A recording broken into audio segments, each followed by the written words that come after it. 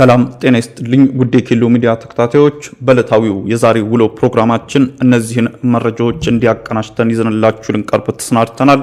ከፕሮግራም ጋር አብሬያችሁ ቆይታ የማደርገው እኔ አብዲስ አደፋር ነኝ።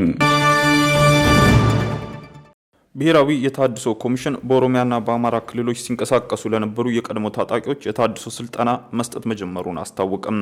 ኮሚሽኑ በኦሮሚያ ክልል ጥያቄዎቻቸውን በኃይል ለማሳካት ታጥቀው ሲንቀሳቀሱ ነበር ያላቸውና በቅርቡ በክልሉ መንግስት ጋር የሰላም ስምምነት በመፈጸም በማዕከላት ከተሰበሰቡት መካከል በአዋሽ ቢሾላ የታድሶ ማዕከል ለሚገኙ የቀድሞ ተዋጊዎች የታድሶ ስልጠና መስጠት መጀመሩን ገልጿል። መርሃ ግብሩን ማስጀመሩ ላይ የቀድሞ ታጣቂዎች ያስረከቧቸውን መሳሪያዎች ለመከላከያ ተወካዮች የማስረከብ ስርዓትና በስምምነቱ መሰረት የቀድሞ ታጣቂዎች ዝርዝርን የያዘ የሰነድ ርክክብ መከናወኑን የኮሚሽኑ ማህበራዊ ትስስር ገጽ ያሰራጨው መረጃ ያመለክታል። በወቅቱ የብሔራዊ ታድሶ ኮሚሽን ኮሚሽነር ተመስገን ጥላው እንደገለጹት ኮሚሽኑ በፕሮግራሙ የሚያልፉ ተሳታፊዎችን የቀድሞ ታጣቂዎች መሆናቸውን የሚያረጋግጥ የመዝገብ ዲጂታል መታወቂያ መስጠት፣ የሳይኮ ሶሻልና የሲቪክ ታድሶ ስልጠና እንዲሁም የመልሶ ማቋቋም ድጋፍ እንደሚያደርግም ጠቁሟል። አክለውም በቀጣዩ ወደ ማህበረሰቡ ውስጥ ተቀላቀሉ የሰላምና የልማት አጋርነታችሁን ከማረጋገጥ ባሻገር የሰላም አምባሳደር ጭምር በመሆን አርአያነታችሁን እንድትወጡም ሲልም አሳስቧል። በተመሳሳይም በአማራ ክልል የቀድሞ ታጣቂዎች የታድሶ መልስ ማቋቋም ስልጠና ይፋዊ ማስጀመሪያ ስነ ስርዓት በቡርቃ የዲሞቢላይዜሽን ማዕከል ማካሄዱን ይዘአ ዘግቧል።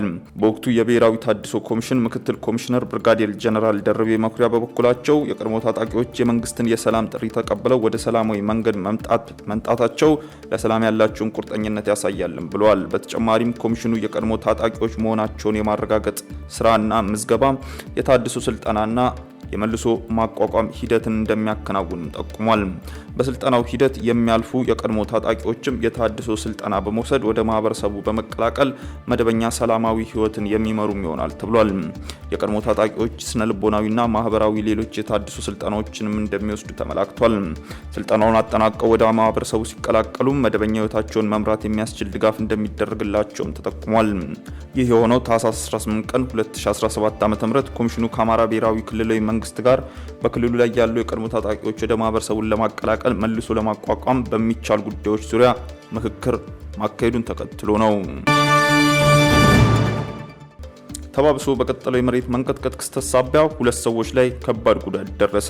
በአፋር ክልል ከ2250 በላይ የሚደርሱ ተፈናቃዮች ያለምንም እርዳታ ተቀምጠዋል ተብሏል።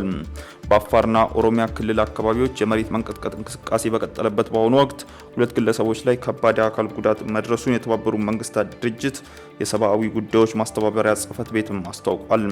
የመንግስታቱ ድርጅት የሰብአዊ ጉዳዮች ማስተባበሪያ የመሬት መንቀጥቀጥ በመሬት ቤቶችና ጤና ጣቢያዎች በትምህርት ቤቶችና መንገዶችን ጨምሮ በመሰረተ ልማት ላይ ከፍተኛ ጉዳት ማድረሱን ገልጿል። በመንግስታቱ ድርጅት የተቀናጀ የሰብአዊ ድጋፍ አስተባባሪዎች እንዲሁም አጋር ተቋማት ድጋፍን በተዘጋጀ በዚህ ወቅትም ሪፖርት ላይ ሁሉን አቀፍ ሰብአዊ ምላሽ እየተካሄደ ቢሆንም ጉልህ ክፍተቶች መኖራቸውንም ተመላክቷል።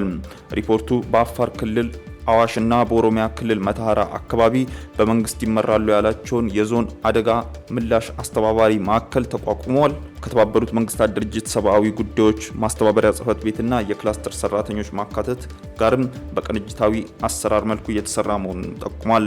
ባሳለፍነው ሳምንት 4000 የከሰም ስኳር ፋብሪካ ሰራተኞችን ጨምሮ ከ58000 በላይ ግለሰቦች በገቢ ራሱ ዞን ዱላሳና አዋሽ ፈንታሌ ወረዳዎች በተደጋጋሚ እየተስተዋለ በሚገኙ የመሬት መንቀጥቀጥ ምክንያት ተፈናቅለው በጊዜያዊ መጠለያ ጣቢያቸው ውስጥ ሰብአዊ እርዳታ እያገኙ መሆናቸው መዘገባችንም ይታወሳል። ኦቻ በቅርቡ በወጣው መረጃ መሰረት የአደጋ አስተዳደር ኮሚሽን ወደዚህ መጠለያ ጣቢያዎች 16 ምግብን የጫኑ መኪናዎች መላኩንም አመላክቷል። በተጨማሪም ከዓለም አቀፍ የምግብ ፕሮግራምና ከወርልድ ቪዥን ኢትዮጵያ ተጨማሪ ድጋፍ ይጠይቃልም ተብሏል። እንዲሁም በአፋር ክልል ከፍተኛ ቁጥር ያላቸው ተፈናቃዮች በሚገኙባቸው አካባቢዎች ለ6780 ቤተሰቦች የምግብ እርዳታ መድረሱንም ገልጾ ይሁን እንጂ 2250 ቤተሰቦች ምንም አይነት ድጋፍ ሳያገኙ ቀርተዋል ብሏል።